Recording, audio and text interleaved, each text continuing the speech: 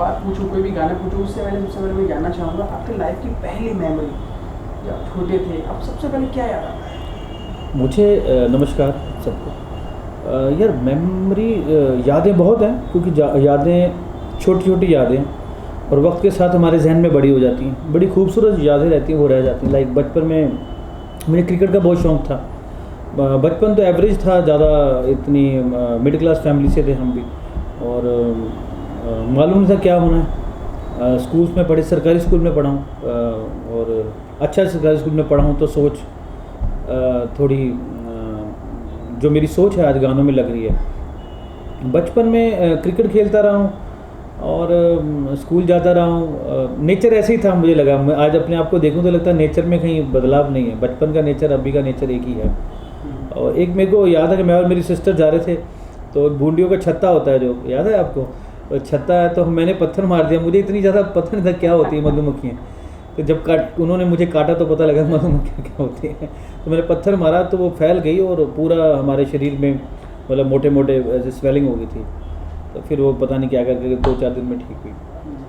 थोड़े शरारती तो रहते हैं बचपन में, बंदा क्यूरोसिटी रहती है हर चीज़। जब नई बच्चा देखता है, कोई पेड़ को देखता है तो चाँद को पहली बार देखेगा, तो हर चीज़ में एक ना कि उत्सुकता रहती है कि इसमें क्या छुपा हुआ है, जब तक जान ना ले। तो बचपन में ज़्यादा रहती है, घर से भागने की रहती है कि खेलें बाहर जाके। क्रिकेट बहुत खेली मैंने। क्रिकेट में कभी कभी तो मैंने अपने भाई को बैट भी मार दिया, क्योंकि मेरी साइड पे क्यों नहीं बोला, अच्छा, इसलिए। कहाँ के रहने वाले हैं आप? जलंधर, पंजाब। जलंधर, पंजाब। क्या फैमिली, कितने भाई बहन हैं आपका? मेरी एक सिस्टर है, एक ब्रदर है, मम्मी पापा हैं। बाकी जॉइंट फैमिली में रहे हम लोग most of the time. Bombay आने तक जॉइंट फैमिली में था मैं, बाद में सब ने अपने अपने घर बनाए और अलग अलग हो गए, रहने लगे। तो कब इस बात का एहसास हुआ कि फिल्म नाम की कोई चीज़ होती है, गाने भी होते हैं? मुझे मेरी मम्मी बताते हैं। अब 1-1.5 साल पहले मुझे बात पता लगी, तो उन्होंने बताया कि बचपन में मैंने गुल्लक थी, उसमें पैसे जमा करता था, सिक्के, पंजी, दस्सी। तो मम्मी ने एक बार पूछा मुझे कि ये क्यों कर रहा है, क्यों? कहता, मैंने बोला मम्मी एक दिन बॉम्बे जाऊँगा मैं। तो ये मेरी मम्मी ने मुझे 1.5-2 साल पहले बात बताई कि तू, मतलब मैंने पूछा तुझे, तूने, मैंने बॉम्बे जाऊँगा एक दिन में, बड़ा हो गया। तो मम्मी ने कहा बॉम्बे तो किस्मत वाले जाते हैं, तो मैं कहा हम भी जाएंगे एक दिन। तो ये वाक़या था जो मुझे बताया मेरी मम्मी ने। जो आपने जो 2 दिन बातें बताई, फिर कैसा रवैया रहा ज़िंदगी के साथ? धीरे धीरे बड़े हो रहे थे आप, और कैसा नहीं चल? मुझे दूर दूर तक नहीं पता था कि मैं गाने लिखने आऊँगा बॉम्बे शहर में। और जब हम पढ़ते हैं, एवरेज लाइफ होती है मिडिल क्लास में, तो नौकरी पेशा दिमाग होते हैं, सब नौकरी पेशा हैं, तो दिमाग भी नौकरी पेशा होते हैं कि यार 10वीं के बाद कुछ जॉब मिल जाएगी, बीए कर लेंगे, क्लर्क की जॉब मिल जाएगी। इससे ऊपर दिमाग नहीं था, क्योंकि इतना बड़े ख़ानदान से नहीं था कि पढ़े लिखे बहुत ज़्यादा लोग हैं तो हमें भी वो रास्ता मिले। तो बस यही था कि जॉब कर लूँगा, इतना भी था कि पीएन बन जाऊँगा, ऐसी सोच थी। क्लर्क बन जाएंगे यार, 10,000 कमा लेंगे। फिर मुझे याद है 10th के बाद मेरे फादर साहब ने मुझे LIC में एजेंट बना दिया कि चलो देखते हैं आगे जाके, क्या पता इसमें ऑफिसर बन जाएगा आगे जाके। तो मैंने 25-30 बीमे भी किए थे, लोगों की कमीशन भी आती रही 1-1.5 साल तक मुझे। बट उसी दौरान मैंने BA किया कॉलेज में, DAV कॉलेज जलंधर में। दोस्त थे बहुत अच्छे, पढ़ते रहे हम लोग। उसी दौरान मेरा ये शौक़ जगा राइटिंग का। शायर साहब की कोई एक लाइन थी, औरत ने मर्दों को प्यार दिया, मर्दों ने औरत को बाजार दिया। ये कहीं ना कहीं से हॉन्ट कर गई मेरे अंदर बात। रीज़न और भी चीज़ें रही होंगी, मालूम नहीं मुझे, बट फिर मैंने कुछ लिखना स्टार्ट किया जो प्रोफेशनल नहीं था, कच्चा पक्का था, पता नहीं भाव उसके बहुत अच्छे होंगे। और बस 95-96 में मुझे लगा कि मैं बॉम्बे आ जाऊँ, मतलब एक होता ना कि एक जुनून खींचने लगा मुझे। और अब मुझे लगता है मुझे डेस्टिनी ने चुन लिया इस काम के लिए। पहले मुझे लगा था मैं इस शहर में खुद भाग के आया था, अब मुझे लगता है कि डेस्टिनी ने मुझे इस काम के लिए चुना। तो मुंबई आपका सन 95 में आपका आना हो गया था? 96 में आया, 96 में आ गए थे। तो आने के बाद कहाँ रहे? बहुत टफ था। देखो क्या है, मैं तो यही बोलूँगा ज़िंदगी का खूबसूरत वक्त होता है जब हम अंधेरे में जाएंगे, तो ऑब्वियसली कि हम गिरेंगे भी, ठोकर भी लगेगी। मैं तैयार था हर बात के लिए। मेरे दोस्त थे, ऋषि, बंटी, सब मुझे समझा दिया यार तू उत्थे जा रहे हैं तो उत्थे प्रॉब्लम आनी है। नहीं, मैं कहा कोई गल नहीं, मैं हैंडल कर लूँगा चिंता। तो इधर आया मैं, 40 में भी रहा 6 साल। बाथरूम जितना रूम होता है, इससे जहाँ बैठे हैं उससे भी कम रूम था। तो मुझे कहने में कोई शर्म नहीं है, बहुत ज़्यादा छोटे कमरे में रह के आया मैं, जिसमें कि शायद आज जो आदमी काम करने आ रहा है शायद ही रह पाए उसके अंदर। अगर जुनून है ना उस चीज़ अंदर आज जुनून है तो बंदा कहीं भी रहेगा। अगर मुझे लगा था कि मैं इसी काम के लिए बना हूँ शायद, तो 40 में भी रहा, वो आज अपना घर भी है, सब कुछ है। धीरे धीरे मुझे एक ही लगता है आपकी रगों में खून दौड़ता है, हमारी रगों में जुनून दौड़ता है। धीरे धीरे धीरे समझ में आई बात की। कुछ ऐसे हालात भी आए जब आपका हौसला टूटा हो, जब आप सोचा हो कि हौसला टूटता है, लेकिन मेरे अंदर एक विल पावर बड़ी स्ट्रांग थी कि मैंने इधर लिख दिया आई कैन डू बस। तब से मुझे लगा कि ये मैं हासिल कर लूँगा। कई बार ऐसे फादर साहब आए मुझे लेने के लिए, चलना है यहाँ से, तो मुझे याद है कि मैं पूरी रात रोता रहा, मैं गया नहीं। पापा ट्रेन से गए, बाय बाय भी हुआ, रो रहे थे सब, लेकिन मेरी ज़िद थी कि मैंने जाना नहीं वापस। माँ बाप को तो फिक्र रहती है ना, पंजाब छोड़ के बच्चा अकेला है। तो मैंने उनको बताया कि मेरे से बहुत लोग हैं इधर, आपका बच्चा हूँ इसलिए आपके लिए अकेला लग रहा हूँ, लेकिन यहाँ के अगर कंबाइन करके देखोगे तो हर माँ बाप का बच्चा कोई ना कोई इधर आएगा, वो भी अकेला मेरी तरह। तो फादर साहब एक रात हो गया आपके पास? नहीं, 3-4 दिन थे वो मेरे साथ। कहते थे मैं तुझे ले जाऊँगा वापस। वो देख नहीं पा रहे थे, अब माँ बाप जिन्होंने पैदा किया थोड़ा तो उनको तो दर्द होता ही है। उस दौरान मुंबई में कैसी लाइफ रही, कहाँ कहाँ घूमे, किन किन लोगों से? मैं ऐरोली रहा वहाँ पे, वहाँ से बस पकड़ के आता था इधर नदीम श्रवण जी के घर पे। उन बुलाते थे मुझे 1 से 1 साल तक, मैं आता रहा। तो एक बार श्रवण जी ने बोला मुझे कि बेटे यार हम आपको काम नहीं दे पाएंगे क्योंकि हम कमिटेड हैं किसी बंदे में। ठीक है, वेरी गुड।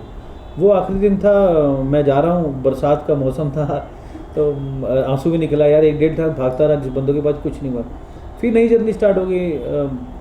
मोबाइल नहीं होते थे उस वक्त, तो लैंडलाइन से फ़ोन करते, पैसे भी नहीं होते थे। 3.5 रुपये पर कॉल लगता था वहाँ से फ़ोन करने का मुझे, ऐरोली सीधा। फिर वहाँ पे कुछ गड़बड़ हुई तो मैं जुगेश्वरी आ गया। यहाँ पे सरदार व्यायाम सिंह जी हैं, उन्होंने मेरा साथ दिया, बिल्डर हैं बहुत बड़े, उन्होंने मेरा साथ दिया, उन्होंने रखा मुझे, मतलब उनकी गाइडेंस पे मैं चला, उन्होंने आगे मुझे बढ़ाया कि ऐसे कर। फिर 2000 में मेरा गाना हिट हुआ, इश्क दा तड़पावे।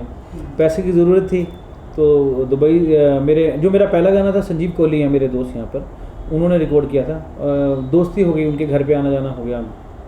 तो जो गाना था मैं गा के बताता हूँ, वो ऐसे ही आया था वो गाना कि वो रिलीज़ नहीं हुआ अभी तक, ना होगा।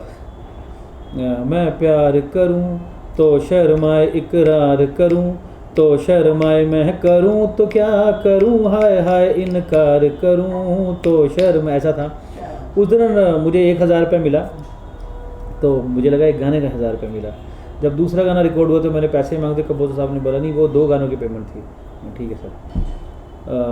फिर वक्त गुजरा आगे, संतोष नायर है मेरे दोस्त, उन्होंने नंबर दिया क्रिसेंडो में, उन्होंने सुखबीर को नंबर दिया। सुखबीर जी ने मुझे कॉल किया है कि गाना लिखना है आपको। अब मुझे मालूम है वो गाना मेरी हिस्ट्री बन जाएगा, गाना मेरे साथ जुड़ जाएगा। तो मैं कहा मैं 6000 रुपये लूँगा 2 गानों का, 3000। तो फिर ओके ले लेना। तो मुझे व्यापार भी नहीं करना आता था, मेरे को ज़रूरत पे मैंने पैसा मांगा। तो वो गाना था, तारे यूं याद च तेरी महता जागा राता नू, रोक ना पावा अखियां विचों गम दियां बरसातां नू। वो गाना ऐसा था कि उस वक्त ना मेरा दिमाग डेवलप नहीं हुआ था कि मैं इसको हिट बोलूँ, फ्लॉप बोलूँ, अच्छा बोलूँ, बुरा बोलूँ। एक ही था कि यार मुझे ट्यून मिली, मैंने सैड लिख दिया। मोस्टली जब राइटर आता है तो एक पैथॉस होता है, वही लिखता है। मुझमें ग्रूव नहीं था, तो हो मैं, मुझे पैथॉस लग रहा था, एक हुक है, तो मैंने लिखा इश्क की तरह तड़पावे लिख दिया। तो सुबीर भाजी गाना लेके आए महीने के बाद मेरे पास। मैं कहा ये क्या बकवास है, ये तो हिट नहीं होगा, ये क्या है। मेरी दिमाग इतना डेवलप नहीं था, मुझे पेड़ों के पीछे जो लोग नाच रहे हैं, रोमांस कर रहे हैं, वैसे दिमाग चल रहा था। बट वो गाना 1-1.5 साल बाद पता लगी वो तो एंथम बन चुका है इंडिया के अंदर। सर जानना आपसे ये भी चाहेंगे कि आपसे खुद की कितनी उड़ती है, क्योंकि आप दुनिया वालों को दिखा रहे थे कि आई कैन डू, लेकिन आपसे खुद की अपनी लड़ाई चल रही है। एक दुनिया को ना, वो मेरे अंदर था, वो मेरी एक विल पावर के लिए था। आई कैन डू मतलब मुझे चीज़ छोड़नी नहीं, मैंने अब तय कर लिया कि यही काम करना है। कि जब मैंने कफन बांध लिया तो मौत कब आएगी, अब आएगी, जब आएगी तब आएगी, तब देखेंगे, ऐसा था। पहली बार आप नोटिस कब हुए, किस तरीके से हुए? हाँ,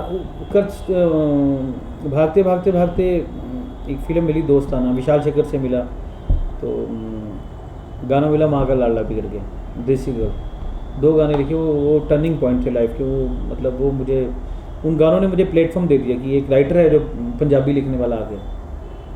तो मेरी पंजाबी तड़का चली रहा तब से। अगर मैं पंजाबी नहीं होता, पंजाब से नहीं होता, मैं कहीं का नहीं होता, ये मैं खुलेआम बोलना चाहता हूँ। मुझे लगता है हिंदी लिखने वाले बहुत हैं, अगर मेरी मातृभाषा मेरे साथ नहीं होती तो शायद इस ज़मीन पे मेरे एक टुकड़ा भी नहीं होता पाँव खड़ा करने में, पाँव नहीं रख सकता था। सर जानना आपसे ये भी चाहेंगे किस तरीके की एक दुनिया है मुंबई, जो जिस तरीके का आप सपना लेके आए थे और जब आप यहाँ पे रहे, एक्शन में रहे, तो वो जो प्रैक्टिकल में जो दुनिया होती है वो किस तरीके की होती है, और जो आजकल के नौजवान हैं थोड़ा सा इनसे इंस्पायर हुए, कुछ चीज़ें देखी हुए फटाफट मुंबई चले जाते हैं, तो उनको आप क्या हिदायत देंगे और किस तरीके का क्या लाइफस्टाइल रहना चाहिए यहाँ पर? यार ये ना, ये जो सवाल है ना, सवाल ही नहीं है ये। जिसके सर पे जुनून मंडराता है वो पूछता नहीं किसको आना मैंने इधर, वो भागाएगा, घर छोड़ देगा।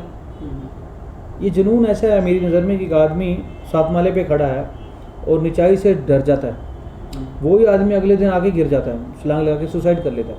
एक दिन जीने का जुनून होता है, एक दिन मरने का जुनून होता है। ये शहर ख्वाहिशों और ख्वाबों का शहर है, मिस्ट है, ओस है, हाथ में नहीं आएगा कभी। आप भागते हो, कॉल लेना पड़ेगा।